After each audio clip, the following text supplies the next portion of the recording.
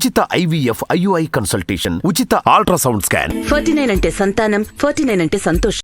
తెలంగాణ రాష్ట్రంలో కొత్తగా ఏర్పడ్డటువంటి ప్రభుత్వం కృష్ణా రివర్ పైన ఉన్నటువంటి ప్రాజెక్టుల విషయంలో తెలంగాణ ప్రజానికానికి తీరని అన్యాయం చేస్తూ ఫిబ్రవరిలో జనవరిలో జరిగినటువంటి 2 మీటింగ్లలో అన్ని ప్రాజెక్టులను కూడా KRMBకి దారాదత్తం చేయడం జరిగింది.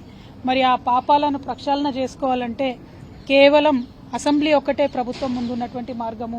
అసెంబ్లీలో, శాసనమండలిలో, శాసనసభలో రెండిట్లో కూడా తీర్మానం చేసి మొన్న ఈ 2 నెలల్లో మేము ఇచ్చినటువంటి ప్రాజెక్టులను వెనక్కి తీసుకుంటా ఉన్నాం, సంపూర్ణ హక్కు మళ్లీ తెలంగాణ ప్రభుత్వానికి చేపట్టాలి, ఇచ్చేసేయాలని చెప్పి అసెంబ్లీలో రెజల్యూషన్ చేసి కేంద్ర జలశక్తికి KRMBకి పంపించాల్సిందిగా మేము ఈ ప్రభుత్వాన్ని డిమాండ్ చేస్తూ ఉన్నాం.